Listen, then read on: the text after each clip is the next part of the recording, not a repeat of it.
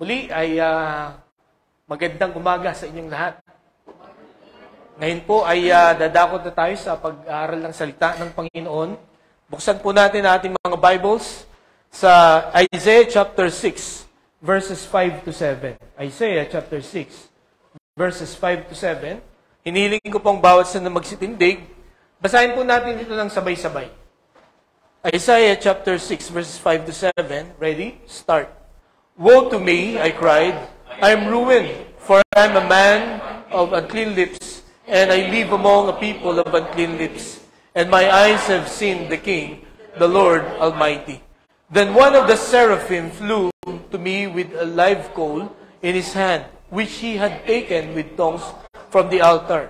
With it he touched my mouth and said, See, this has touched your lips, your guilt is taken away, and your sin atoned for. Pagpalain po ng Panginoon ang pagkabasa ng kanyang salita, tayo po'y manalangin.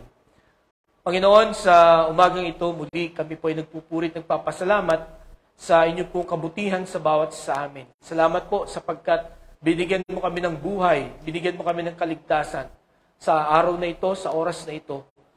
Sapagkat muli, Panginoon, ay amin pong pag-aaralan ang inyong pong salita. Tulungan mo kami na maunawaan ito.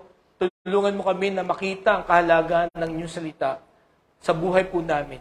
Lalo na sa pagharap namin sa iba-ibang mga pagsubok ng buhay. I pray, Lord, that your word will really strengthen us and guide us, Panginoon. Kaya tulungan mo kami at puspusin mo ang bawat isa ng banal na Espiritu upang maunawaan namin ito.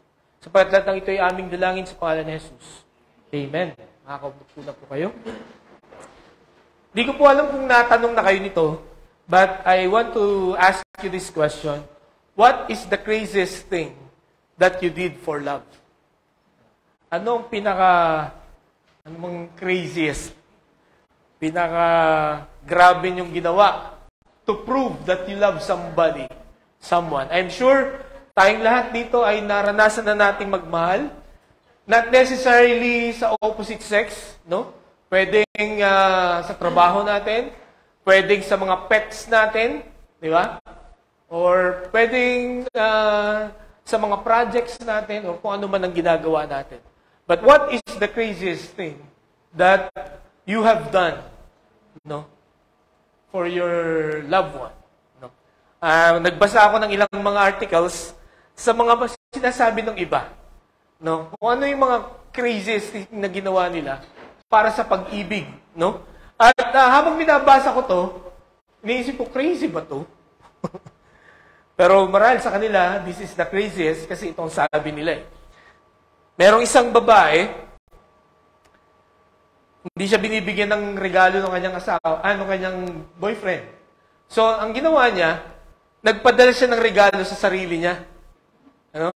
At nagpretend siya na galing yun sa kanyang secret admirer para magselos yung kanyang jowa. Ano? Kaya yun, ang dami niyang regalo na natanggap. No? Para sa kanya, that is the craziest. No? Next, pinatattoo niya yung pangalan ng kanyang girlfriend, no, sa kanyang braso, no, na malaki. For him, that is his craziest. Okay? Sana hindi mag-break tong mga to. No? Pag nag-break, ang hirap burahin kaya niyan. Next, nag-travel itong babaeng ito na first time niya mag-travel ever. No? Hindi pa siya nakalis sa kanyang bansa ever. No? At magta-travel siya sa another continent just to be with his loved one. Di ba? Lumalakas ang loob natin pag mahal natin ang isang tao. No? Yung mga bagay na dati kinakatakutan natin gawin, nagagawa natin. Katulad ng babaeng ito. For her, this is her craziest thing that he did or that she did for his love. Last, no meat. Okay? Yung mga lalaki, o itong lalaking ito, dahil yung kanyang asawa o yung kanyang girlfriend ay hindi kumakain ng karne, ito rin ang kanyang naging desisyon. No? No meat. Kaya niya ba yan? Kaya ba natin yun dito? Sa atin, no rice. Di ba? Kung halimbawa yung ating minamahal ay hindi nagra-rice. O kaya, sa akin, ang request lagi na asawa ko, wala nang extra rice. Pwede na yung isa, 1 cup. No? Pero hindi ko pa yata kaya ngayon. Na walang extra. But anyway, all of us has their own story. No? Ano ba mga ginawa ninyo? No? Na crazy for your love. Ako, ang maalala ko, ay naghintay ako ng 8 hours. No? Sinorpresa ko si Aleli sa UP. No? Sa UP Los Baños. Tama-tama, Monday, walang klase sa school, sa seminary.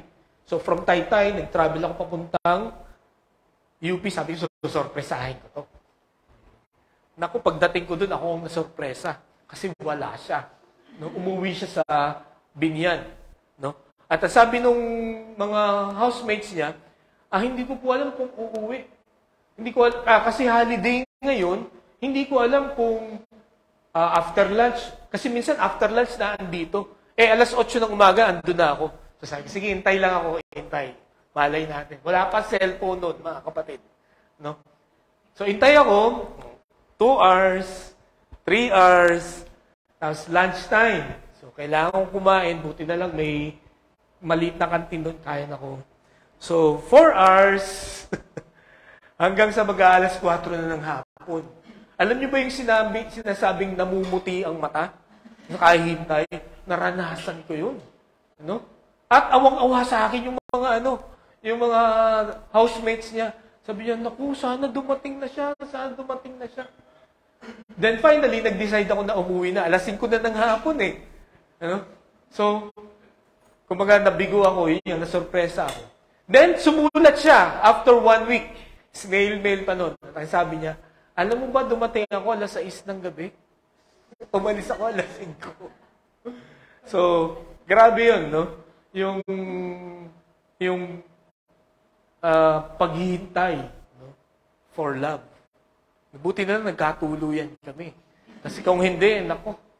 No? Pero mga kapatid, again, may mga kwento tayo.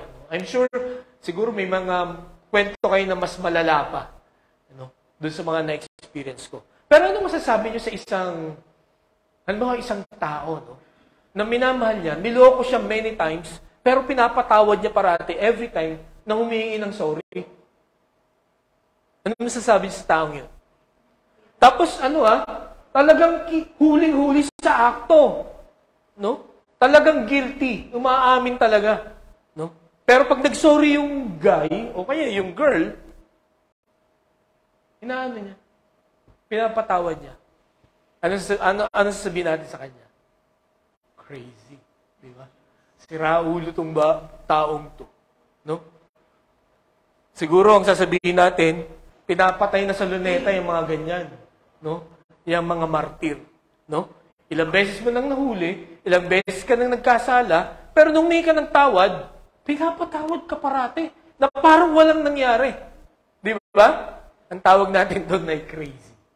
Pero alam niyo ba mga kapatid ngayong umaga? That's how God forgives us. No? Ganun ang trato sa atin ng Panginoon. Every time na gumagawa tayo ng kasalanan. Paulit-ulit. No? Wala tayong kadala-dala. Wala tayong kasawa-sawa. But every time we ask for forgiveness, the Lord always forgives. No? At yan po ang makikita natin sa experience ni Isaiah sa kanyang pagsamba sa Panginoon. No? For the past 2 Sundays na, no, ay atin pong pinag-aaralan ang pagsamba. No, yung tunay na pag-worship sa ating pong Panginoon. According to John Piper, ang sabi po sa sa worship ay, basahin nga po natin, ready? Start.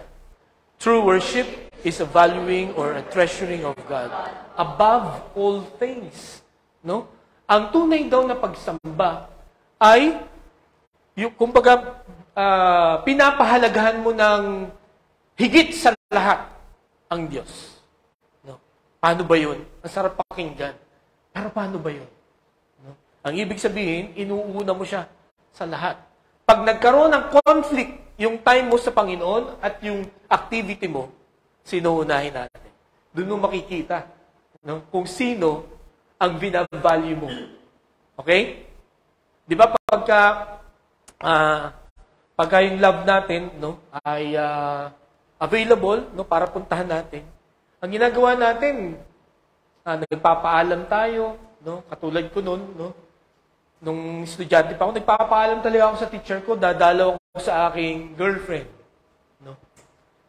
Yung iba kasi, mga kasamahan namin, bigla na lang tumatakas. Kaya lang naisip ko, pagka hindi ako nagpaalam, tapos nahuli ako, delikado, madidisiplina ako, nakakahiya.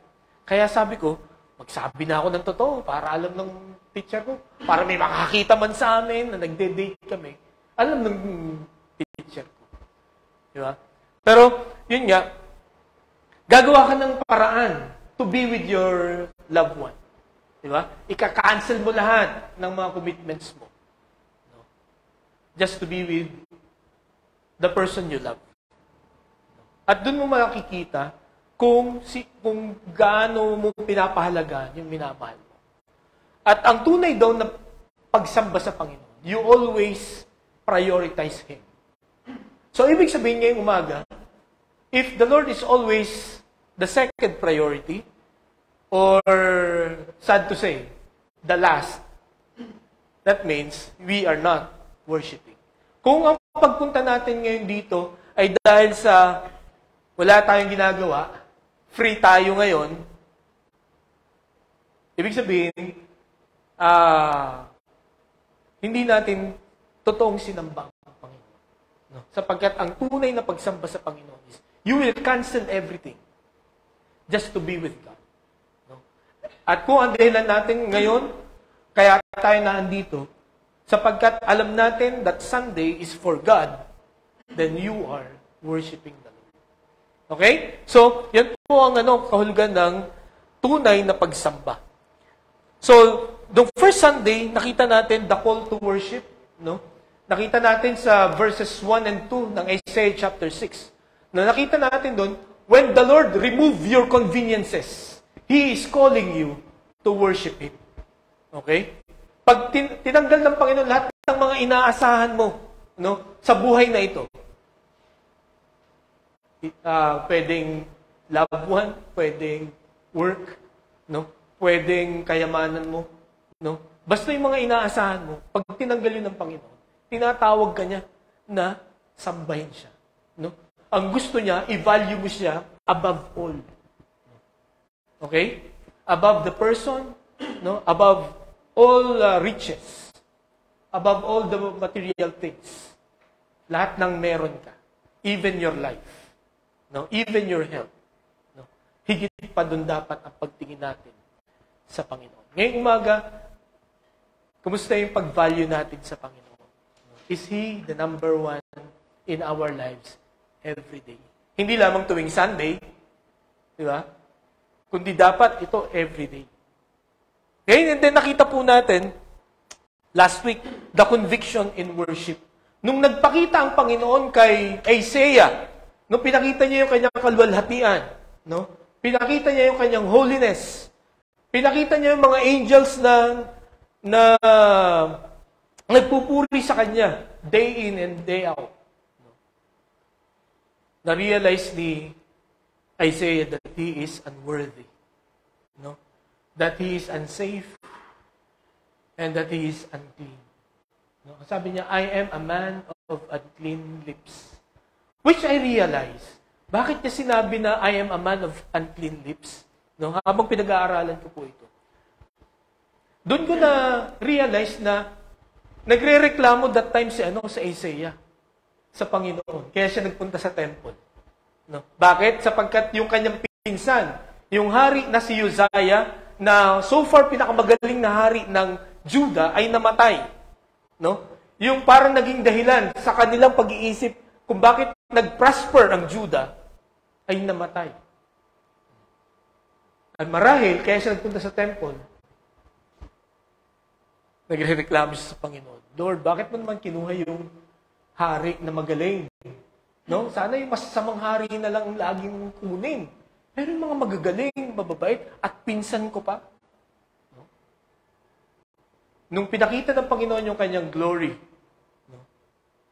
Doon yun na-realize na, I have said something sinful. Kaya yung sinabi, forgive me, I have an unclean lips.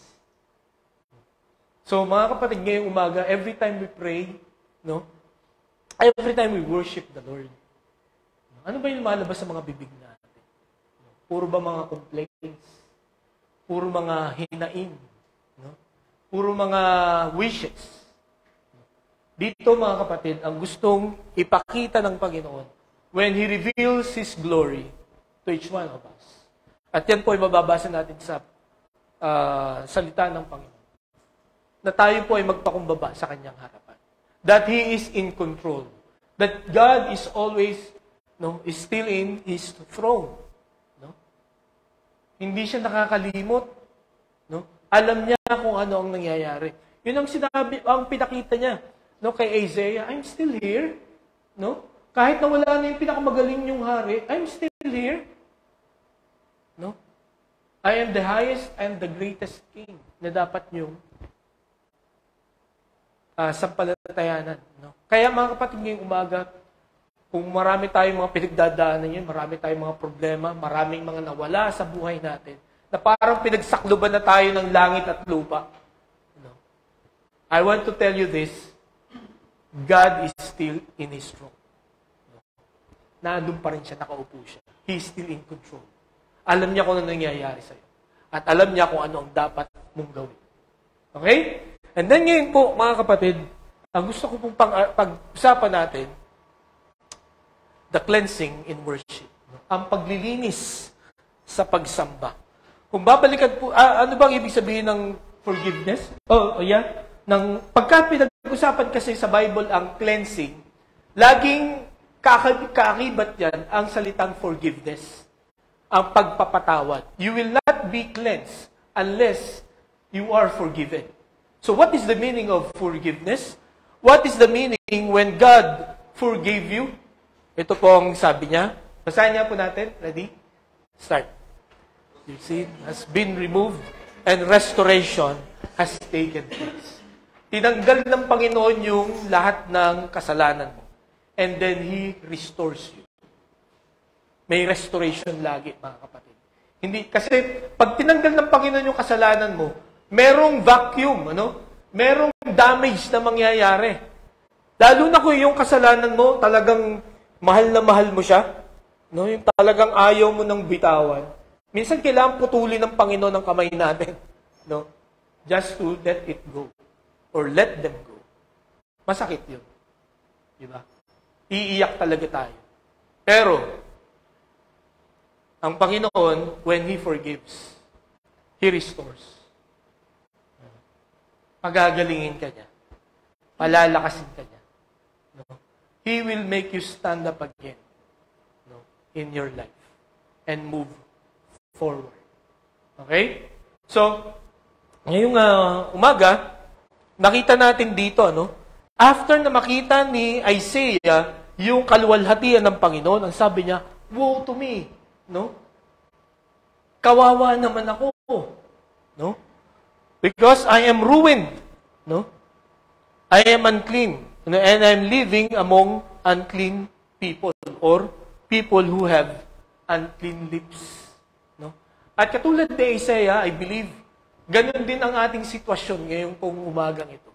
We have an unclean lips and we are living with people who have unclean lips. Mga madudumi ang bibig, hindi yung may mga mansya, kundi yung mga lumalabas sa mga bibig natin ay hindi magaganda. Di ba? At napag-aralan natin last week na basta't kung bakit ito ang ginamit, sapagkat ito ang outward manifestation kung ano ang nasa puso mo. Sabi ng Matthew, out of the abundance of the heart, the mouth speaks. So madalas yung sinasabi mo, yan lagi ang nilalaman ng iyong puso. Ang puso natin, according sa Jeremiah chapter 17 verse 9, it is deceitful above all. And who can cure it? Kaya madalas, di ba? Pag nangako tayo, pagka nangako tayo, ilan sa atin dito yung pagka nangako, talagang desidido tayong tupadin. Or mangangako lang tayo para lang pagbigyan tayo. Pero pagka bumigay na, nagkakalimutan na. No? Kumbaga yung tinatawag nilang, ilista mo na lang sa tubig. Di ba? Madalas, tayo pong mga tao, pagka nangako tayo, madalas hindi natin tinutupad. In fact, yung iba, walang planong tupadin. But, ang Panginoon, pagka siya ang nangako, tinutupad niya. That's why we have an unclean lips. So, nung makita ni Isaiah kung ano ang kanyang spiritual condition, no? At yung spiritual condition ng lahat ng mga Hudyo that time, sabi niya, woe to me. Kahabag-habag ako. Kaawa-awa ako. Sobra kong dumi. Nagpakumbaba siya sa Panginoon. He did not justify his sinful lips. Hindi niya sinabing, kasi sila no? Kasi yung mga hari na nauna sa amin, matitigas ang ulo. Kaya ganito nangyari sa amin. No? Kahapon, bumili ako ng nung pangtali sa salamin. Kasi, pag nagbabasketball ako, hindi ako makashoot pagka wala ako salamin. Pero kahapon may salamin ako, wala akong shoot kahit isa. So, tinatalihan ko siya para hindi mahulog. No? So, maliit na supot yan. Nilagay ko sa maliit na supot. At nilagay ko lang doon sa isang corner namin. Ngayon, itong aking wife, napakahilig maglinis nito. No? So, nakita niya yung supot. No? Tinapon niya. So, kahapon, kailangan ko yung tali. Dahil maglalaro na kami. Nasaan yung supot? No? Bakit saan mo nilagay? Ay, ewan ko, baka naitapon ko. Bakit mo tinapon? Ang hirap. Sabi ko, ang hirap maghanap niyan. Nilagay mo dyan Kung hindi mo dyan nilagay, hindi ko sana itatapon yan. Maiitapon. Diba? Ganun tayong Ganun tayong mga tao, no? Kung hindi mo yung nilagay, kung hindi mo sana sinabi yan, hindi kita masusuntok. No? O hindi ko sana gagawin to. Hindi sana ganito ang reaction ko kung hindi ka nagsalita ng ganyan. Diba? Pero makita natin, mga kapatid, makita natin dito, si Isaiah, hindi siya naging defensive. I have an unclean lips. I'm living with an unclean lips people. Pare-pareho kami. At mga kapatid, nawag ganyan din po maging attitude natin. As we face the Lord, as we worship the Lord, magpakumbaba talaga tayo sa Kanya. Huwag na nating isisi doon sa kapitbahay natin, o kaya doon sa nakasalubong natin, no? Or sa ating mga pets, yung mga pagkakamali natin. Aminin natin. No? Kasi ito mga kapatid na makikita natin sa pagpapatawad ng Panginoon. And this is what we will discuss this morning. No? Sabi pa dito, sa verse 6, pagkatapos na aminin, no? Tanggapin at magpakumbaba si Isaiah, yung isa, no, na seraphim o isang angel with 6 wings, no, na sumasamba sa Panginoon, pumunta siya, no, kumuha siya ng baga. Ang gamit niya yung sipit, no. At kumuha siya ng baga dun sa altar. Remember, Isaiah is in the temple here. No? At alam nyo, yung templo, may part doon na susunugin mo yung mga burnt offering, no? Para mapatawad ka sa iyong mga kasalanan. Okay? So, meron doon talaga na laging may place, kumbaga parang ihawan. Na hindi namamatay yung hindi hinahayaang mamatay yung baga nun. Continuous. Tapos, kinuha nitong seraphim, no, yung isang baga, at anong ginawa? With it, he touched my mouth and said, see, this has touched your lips. Your guilt is taken away, and your sin atoned for. Parang nakakapagtaka na paraan ng paglilinis ng kasalanan. Kukuha ng baga, tapos nalagay sa langit. Ano mangyayari sa labi niyo pagka... Subukan niyo. Ano? Lagay yung baga sa bibig niyo. Ano mangyayari? Sunog yan. Di ba? Pero anong nangyari kay Isaiah? He was cleansed. Di ba?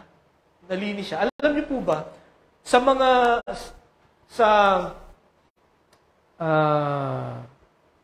doon sa part na yun, ano? Sa Middle East, yan. Basta pinag-usapan ang apoy. Ang interpretation parati ay purification. No? Cleansing. Katulad na lang ng ginto. Diba? Paano mo mapapalabas yung pure gold? You need to purge them with fire. Okay? Kailangan padaahanin mo talaga ng matindi sa apoy. No? Kaya nga, ang sabi ni Job, sabi niya, but he knows the way that I take. When he tested me, I will come forth as gold. So for Job, kung mababasa niyo po ang kwento ni Job, talagang wala siguro sa kalingkingan yung pinagdadaanan natin ngayon. No? Sapagkat napakatindi ng pagsubok na naranasan ni Job. No? In one day, nawala lahat ng kabuhayan niya, ang description sa kanya, he is the richest man in the East. So imagine ninyo kung gaano karami ang pera niya. Kung siya ang pinakamayaman nung time na yon. No? Sino ba yung pinakamayaman ngayon sa Pilipinas? Pagpalagay na natin, imagine niyo yun, who's the richest man in the Philippines? Nawala sa isang araw lahat yun. Diba? Baka nagpakamatay na yun. Si Job, baka magpakamatay na yun. Diba? And then, hindi lang yun. Hindi lang nawala yung kumuhain niya in one day, namatay yung 10 anak niya. No? That same day. Sobrang lala nun, ano? At hindi lang yun. There's more. Yung kanyang health. Nagkasakit siya ng sakit na ayaw na maging sakit. No? Nung panahon na yun. Hindi, although ang sabi nun ay nagkaroon siya ng boils from head to toe. So, hindi ko alam kung anong itsura nun, ano? Na, to the point na yung kanyang asawa, ang sabi niya, you curse God and die. Yung last na dapat kakampi sa kanya, no, ay itinakwil na rin siya. Sumpa mo na yung Diyos mo na pinagtitiwalaan at mamatay ka na. Imagine that, sabihin sa'yo ng asawa mo yun. No? Ang bigat-bigat ng problema mo, tapos bigla ka sabihin ng gano'n. Magpapakamatay na nga ako. Pagkagano'n. Pero, doon natin makikita yung faith ni Job. No? Yung kanyang pananampalataya sa Panginoon. No, na, ang sabi niya, magaganda lang ba ang pwede natin matanggap sa Diyos? Saka yun pa nga, sabi niya, yung ang Panginoon na nagbigay, ang Panginoon ang kukuha. No? So, ang sabi niya, when He tested me, I will come forth as gold. Ang testing parate, hindi ko alam kayo kung nakaranas kayo ng masarap na testing. No? Pero lahat ng test, mahirap, nakakaiyak. Diba? Pero sabi ni Job, when I come out from this, I'll be like gold.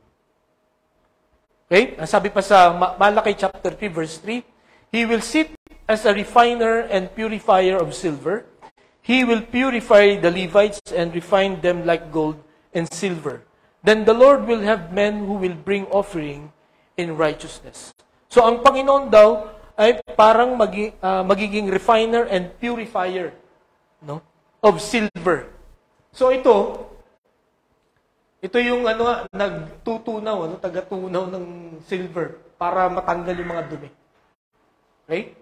So nung ginamit itong word na ito ni Isaiah, nung sinulat niya ito na kumuha ng baga at nilagay sa kanyang labi, no? Naiintindihan ito ng mga readers sapagkat for them, fire is for purification. So, sa puntong ito, mga kapatid, nais kong tingnan natin yung 3 descriptions ng forgiveness ng Panginoon. No? Inilarawan dito po sa mga verses na ito kung papaano magpatawad ang Diyos. kung paano ka papatawarin ng Diyos sa umagang ito, sa mga pagkakamali na lagi nating ginagawa. Ang una na makikita po natin, God's forgiveness is certain. Ito po ay sigurado. No? Ang Panginoon, pag humingi ka ng tawad sa Kanya, hindi siya mag-iisip muna. Hindi niya sasabihin sa iyo na bigyan mo ako ng 5 days. Or 1 month. Mag-iisip ako, papatawarin kita. Lalo na kung paulit-ulit. Diba? We, as humans, ganun ang iisipin natin. Paulit-ulit ka na. Wala kang kadala-dala. Sige, pag-iisipan ko muna. Pero kung titingnan natin, pagkatapos ni Isaiah na sabihin na, woe is me. No? Because I have an unclean lips. And I'm living with people with an unclean lips. Ano sabi niya? Then one of the seraphim flew to me with a live coal in his hand, which he had taken with tongs from the altar. Anong nangyari? Lumipad agad yung seraphim. No? Hindi yung after few days, the seraphim flew. Hindi nakalagay, no? Kundi sabi niya, then, na ibig sabihin, immediately, the seraphim flew. Okay? At anong ginawa nitong seraphim na ito? Yan.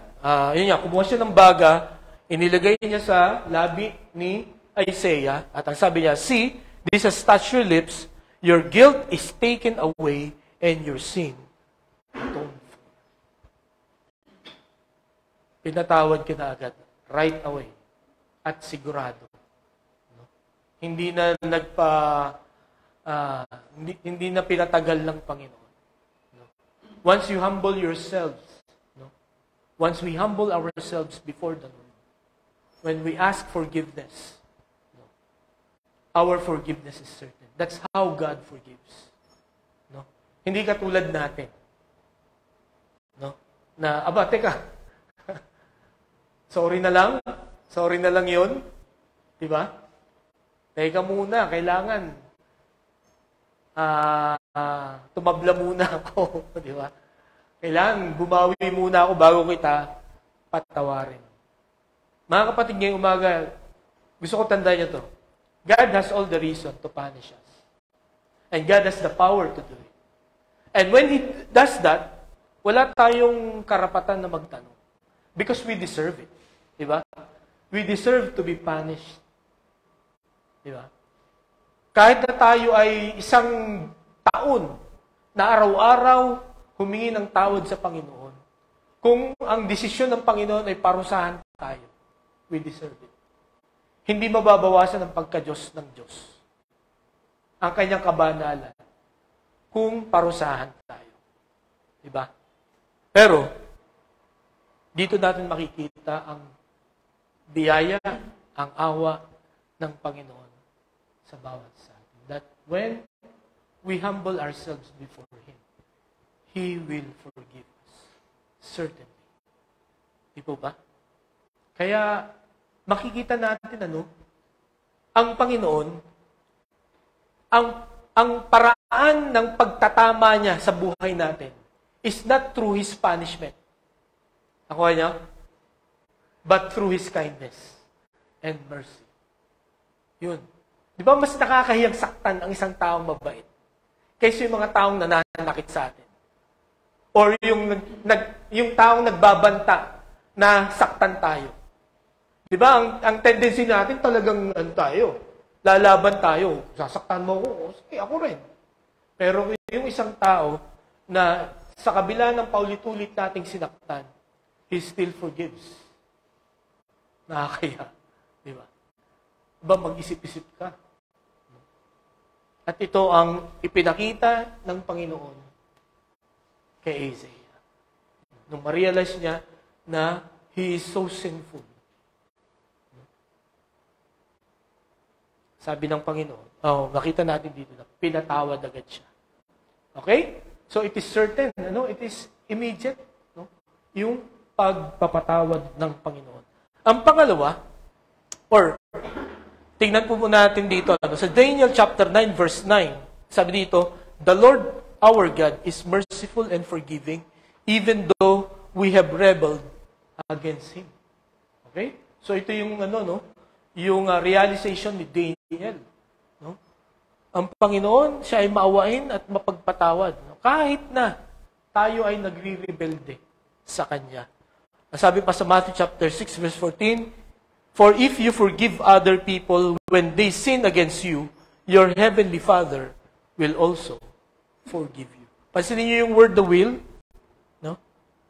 Ang ibig sabihin niya, will certainly forgive you. Okay? At ang sabi niyan, kailangan din natin magpatawad. Sapagkat, pagka hindi tayo nagpatawad, yung kabaligtaran nito, baka hindi rin tayo papatawarin ng Panginoon. At tayo pong lahat, kung merong dapat na forgiving dito, dapat po tayo. Bakit? Sapagkat naranasan po natin ang napakatinding pagpapatawad ng Panginoon sa bawat isa. Okay? And then sa Acts chapter 10, verse 43, basahin nga po natin. Ready? Start. "All the prophets testify about Him, that everyone who believes in Him receive forgiveness of sins through His name." Mga kapatid, ito po. Ang dahilan kung bakit tayo papatawarin ng Panginoon is because of the Lord Jesus Christ. Okay? Who died on the cross. Hindi tayo papatawarin ng Panginoon because of our good deeds.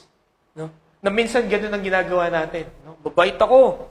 No? Lagi akong tumutulong. Kaya nga hindi tayo sigurado eh. Lagi may baka. Baka papatawarin ako ng Panginoon. Baka pagpapalain tayo ng Panginoon. Kasi mabait ako eh. No? Sinisikap kong sundin ang utos ng Panginoon. Mga kapatid, through this verse, mararanasan po natin ang kapatawaran through the Lord Jesus Christ. Kaya kung may Kristo kasi yung puso, pagka humingi ka ng tawad sa Panginoon, yung forgiveness niya is certain. Matatanggap mo siya. Okay, pero pag wala kang Kristo sa iyong puso, kailangan nating sumampalataya sa Panginoong Kristo para ma-experience natin yung forgiveness ng Panginoon. Sapagkat kung wala Kristo tayo sa ating puso, hindi forgiveness ang matatanggap natin. Punishment. Kaya, napakahalaga na isuko po natin ang ating buhay sa Panginoong Kristo. Hindi sa kahit sinong tao. Okay? Hindi sa kahit anong grupo. Hindi sa kahit anong paniniwala or philosophy. You only should surrender your life to Jesus. And you will receive the forgiveness of your sins. Okay? So, nakita natin yung first description ng forgiveness ng Panginoon. It is certain. Papatawarin ka talaga agad ng Panginoon. May nakausap akong basketball player. Ang sabi niya sa akin, "Pastor, hindi na ako mapapatawad ng Diyos." Sabi ko, "Bakit naman? Ang dami ko na ginawang kasalanan. Kaya I think I deserve hell." Sabi ko, "Talaga? You think you deserve hell?" "Opo." So kung pumunta ka sa impyerno ngayon, hindi ka magagalit sa Diyos? Hindi po. Kasi ang dami kong ginawa kasalanan. Hindi ko na tinanong kung ano ba yung mga kasalanan. Pero one thing is sure, hindi niya naiintindihan yung kanyang sinasabi. Sapagkat that is the worst na destination ng isang tao. Na kung sakaling mangyari nga na pumunta siya doon, yun ang nakakalungkot. Pagka na-discover mong hindi mo pala kaya, wala ka ng way to go out from it. Diba? At tandaan natin ito, walang kasalanan o laki o dami na kasalanan hindi kayang patawarin ng Diyos. Kahit na kasing laki ng mundo ang kasalanan, when you ask for forgiveness, patatawarin tayo ng Panginoon. Okay? At walang kasalanan, kahit yan ay kaunti, na hindi kayang parusahan ng Diyos kung hindi mo yan ihingi ng tawad. Okay po? So, ang pangalawang description, hindi lamang God's forgiveness is certain, but it is ceaseless. Walang katapusan. Lagi kanyang patatawarin, no? Ang sabi sa Matthew chapter 18, verse 21 to 22. Basahin niya po natin. Ready? Start. Then Peter,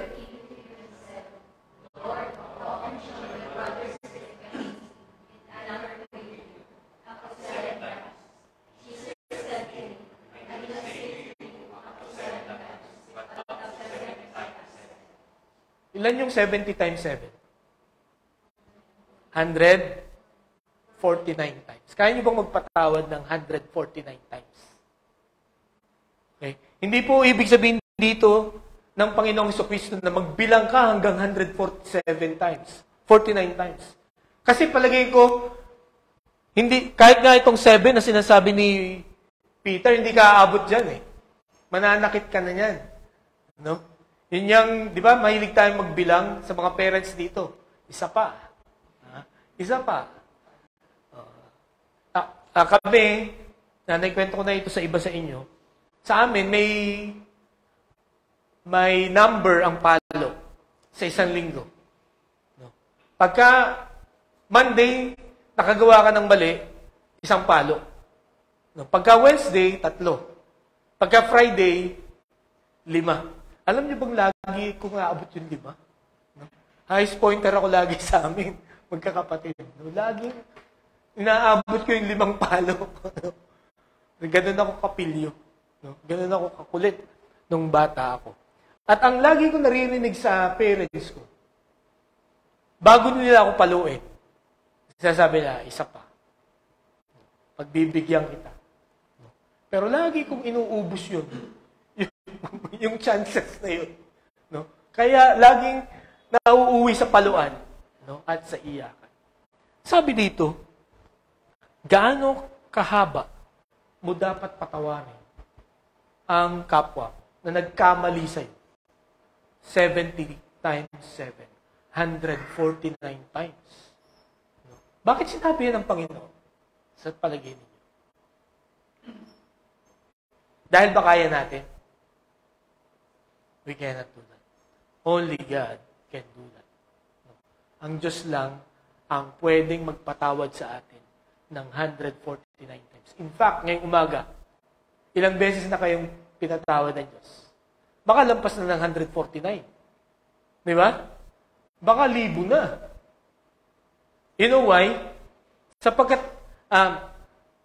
bakit ko po nasabi na lampas na tayo ng 149? Nandito pa tayo eh. Di ba? Nakakapaglakad pa tayo. No? Napupuntahan pa natin yung gusto nating puntahan. Nagagawa pa natin yung dapat nating gawin. Malakas pa tayo.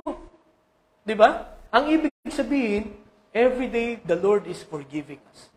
No? In fact, hindi lamang every day, but every minute, every hour in our lives, we experience the forgiveness of God. Because God's forgiveness is ceaseless.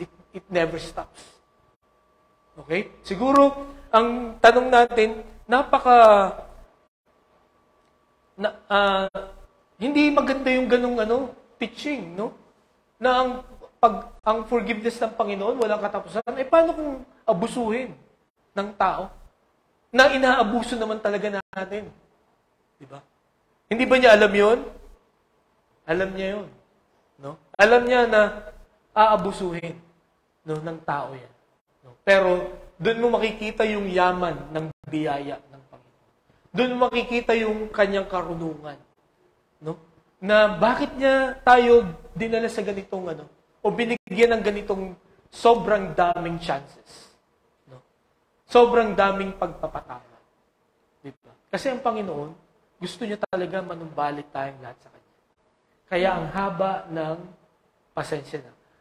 Para, pag pinarusahan na niya tayo, hindi natin pwedeng sabihin na unfair ang Diyos. Diba? Hindi man lang ako sinabihan. Maraming mga chances. No? In fact, maraming mga paramdam ang Diyos sa bawat isa sa atin para tayo ay manumbalik sa Kanya. Kaya ngayong umaga, let us praise God. No? Makikita po natin dito sa experience ni Isaiah, yung pagpapatawad ng Panginoon na walang katapusan. Kung inyo pong babasahin ang mga kasalanan ng Israel, no? Simula noong piniling hari si Saul, no?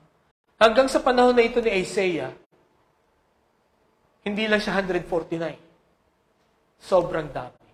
Pero still, the Lord is forgiving them when you ask for forgiveness. Diba? Hindi sinasabi ng Panginoon, pagod na ako, no? Pundi na ako, ubus na pasensya ko sa inyo. No? The Lord still forgives. At ganun din sa atin, mga kapatid. When we humble ourselves to God, no? When we ask forgiveness, no, sa Kanya, He will always let that seraphim flew, no, or fly and get the tongue and cleanse us. Of course, it's only symbolical. Ang ibig sabihin nun, the Lord will always forgive us. Okay?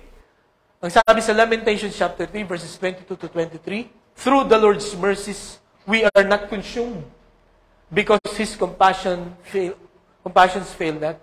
They are new every morning. Great is thy faithfulness. Imagine, it is renewed every morning. Ibig sabihin, kung halimbawa, montik na nating maubos ang pasensya ng Panginoon niya yung araw na to, paggising mo bukas ng umaga, start sa zero ulit. No? O pagka mauubos na ulit natin, nagre-renew siya every day. Di ba? Hindi katulad ng mga lisensya, may expiration. No? 10 years. Na hindi mo siya pwedeng i-extend. Kailangan mong mag-renew after 10 years.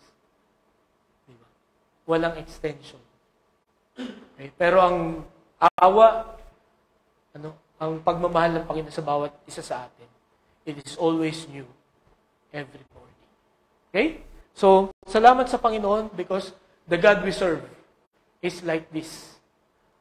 Kung ikaw sa umagang ito, nagsisikap ka na magpakabait, magpakabuti, just to gain the favor of God. No? Just to gain the forgiveness of God. Kung iniisip mo ay through your works, you will be forgiven. You are serving another God. No? Because the only reason why the Lord will forgive us is because of the Lord Jesus Christ in our hearts. Kasi siya lang talaga ang magtatama ng buhay natin, ang Panginoong Jesucristo. Hanggat wala ang Diyos sa buhay natin, hanggat wala ang Panginoong Jesucristo sa buhay natin, hindi tatama ang buhay natin. Kahit na anong pagsisikap natin, kahit na marami na tayong books na nabasa, no? Kahit na marami tayong mga counselors, no, na nakonsulta, hanggat wala ang Panginoong Jesucristo, we will always fail. But once the Lord is in us, pag tinanggap natin ang Panginoong Jesucristo, ang sabi niya sa 2 Corinthians 5:17, He will change us. Aayusin niya ang buhay natin. Kaya ngayon, ang challenge sa bawat isa, no, sana ang bawat isa sa atin ay may Kristo na sa ating pong puso. Okay? So nakita natin yung pangalawa na description ng pagpapatawad ng Panginoon. Number 1, it is certain. Second, it is ceaseless. Number 3, God's forgiveness is complete. Hindi siya installment. No? Pag nagpatawad ang Panginoon. Kung babalikan natin yung hindi ko na ilagay. No? Kung babalikan natin yung Isaiah chapter 6, pagkatapos na pasuin ba? Ilagay yung baga sa kanyang labi. Ano ang sabi ng Sabi ng angel, see, your sins now are forgiven. Hindi niya sinabing, balik ka next week. Balik ka next week dito sa temple para makumpleto. Hindi partial forgiveness. No? Kundi complete ang forgiveness ng Panginoon. Pagka humingi tayo ng tawad sa Kanya at pag pinatawad niya tayo, kung gaano man karami yung kasalanan natin, ano yun? Absuelto lahat yun. Linis lahat yun. Ganun maglinis ang Panginoon.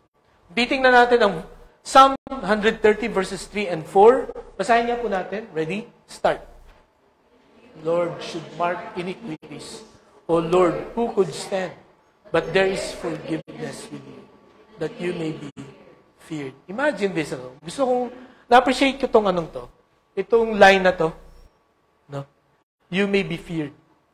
Paano tayo magkakaroon ng takot sa Diyos? Through what? Through God's forgiveness. Hindi dito sinabi na through God's punishment. Di ba? Kundi through God's forgiveness. Kaya nga, paulit-ulit natin sinasabi dito. Ang paraan ng Panginoon para magbago buhay natin, it's not through His punishment. Although, no? Pag hindi tayo talaga nakinig sa Panginoon, mararanasan talaga niya ang punishment. O mararanasan talaga natin ang punishment ng Panginoon. Pero ang Panginoon, He's trying to win us, no? Through His kindness, through His mercy, through His forgiveness. No? Mas matatakot tayo sa Panginoon. No? Mas irirespeto natin ang Panginoon. Mas susundin natin siya. Kung nauunawaan natin kung paano magpatawad ang Panginoon sa atin. If we know that God's forgiveness is certain and ceaseless, and it is complete, maayos ang buhay natin, o aayusin natin ang buhay natin, at we will fear Him. No? Sabi nga dito, if you, Lord, should mark iniquities, O Lord, who could stand? No? Kung sisingilin tayo ng Panginoon sa mga pagkakamali natin, di ba? Ano na kaya itsura natin? No? Ano na kaya nasa na kaya tayo? Okay? Pero, thank God for His forgiveness. At nawa ang maging reaction natin. No? After studying the forgiveness of God, we will fear Him. Okay? We will revere Him. No? We will obey Him. Okay? Ang sabi pa ng Panginoong Jesucristo nung siya'y nakapako sa krus bago siya mamatay, sa John 19:30, when He had received the drink, Jesus said, "It is finished." With that, He bowed His head and gave up His spirit. Nung sinabi niyang, "It is finished," no? Tapos na, ano? Ang pagliligtas, no? Kompleto na, no, ang pagpapatawad. Okay? Kasi bakit kailangang mamatay ng Panginoon sa krus? Bakit kailangang masira yung kanyang katawan? Bakit kailangang umagos ang dugo? No? Sapagkat ito yung paraan noong Old Testament ng pagpapatawad. Kailangan mong mag-alay ng perfect, no, yung walang sakit, walang damage na hayop, no? Susunugin yon, kukunin yung dugo at iwiwisik doon sa pinagsunugan. Pagpapakita, no, na through the blood, tayo ay mapapatawad sa kasalanan. At ginagawa nila yun yearly. No? Kailangan mong maghanap ng hayop, no, na perfect, no, para ikaw ay mapatawad sa kasalanan. Hindi ka pwedeng dumirekta sa Panginoon for forgiveness. Kailangan idalhin mo ito doon sa temple at doon sa pari. Siya mag-execute. Pero nung sinabi ni Christ na it is finished, ang sabi niya, hindi mo na kailangan bumili ng baka. Hindi mo na kailangan mag-alay. No? Because I have done all of those things. No? It is finished. I am the final offering. Ano lang gagawin natin? We have to believe on what He has done. Okay? Nung sinabi niyang it is finished, your salvation, your forgiveness is complete. You just have to trust me. Okay? Then, ano bang sabi dito sa Acts 10:43? Binasa natin ito kanina. All the prophets testify about Him that everyone who believes in Him receives forgiveness of sins through His name. Okay? Again, makakatanggap lang tayo ng kapatawaran sa pamamagitan ng Panginoong Jesucristo. Sapagkat siya ang last offering. Last and final offering. At ito ang memorize nating lahat. 1 John chapter 1 verse 9. Basahin niyo po natin. Ready? Start.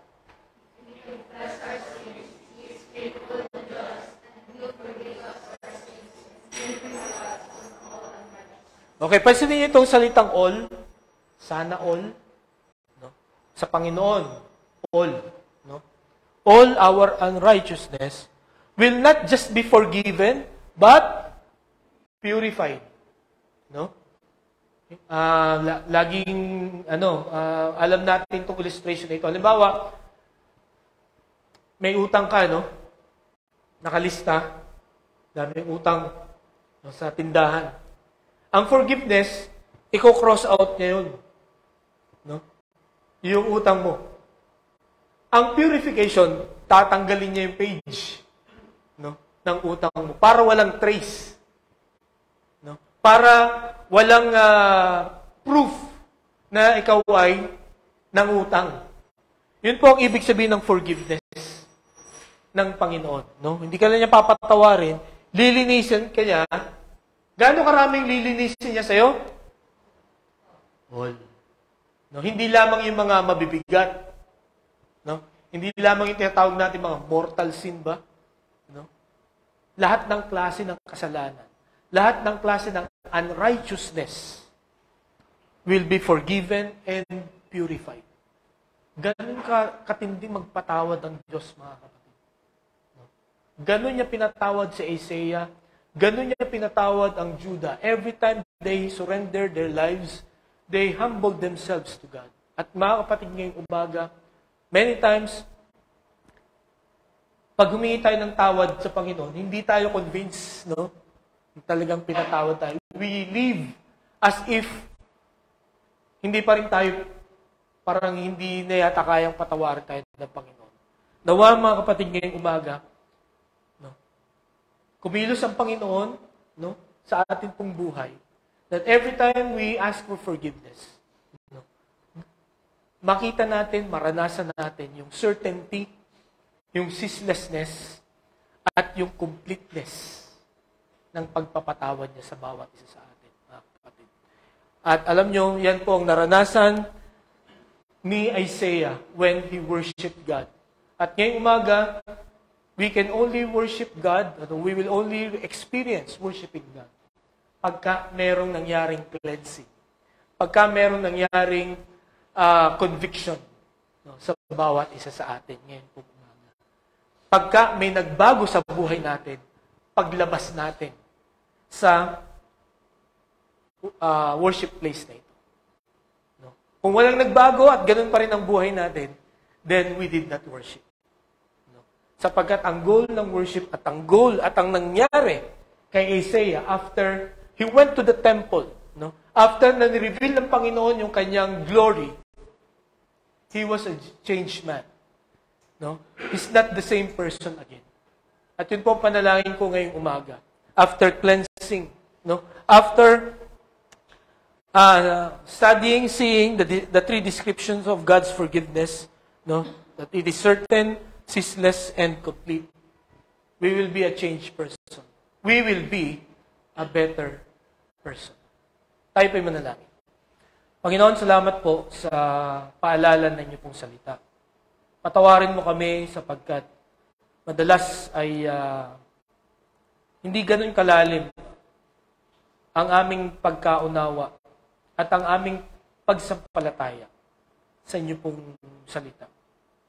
Lord, nakikita mo ang puso namin ngayong umagang ito. Alam mo ang mga dapat i-repair. Alam mo ang mga dapat ayusin. Alam mo ang mga dapat itama. Salamat po sa descriptions ng forgiveness mo. Salamat po sapagkat lagi mo kaming papatawarin. Hindi ka nagsasawa na patawarin kami. At pag pinatawad mo kami, kumpleto. Kaya Panginoon, nawa magdulot ito na sikapin namin sa pamamagitan ng iyong biyaya na sundin, ayusin, Panginoon, ang amin po mga buhay. Salamat po sa inyong salita. Ito aming dalangin sa pangalan ni Jesus. Amen.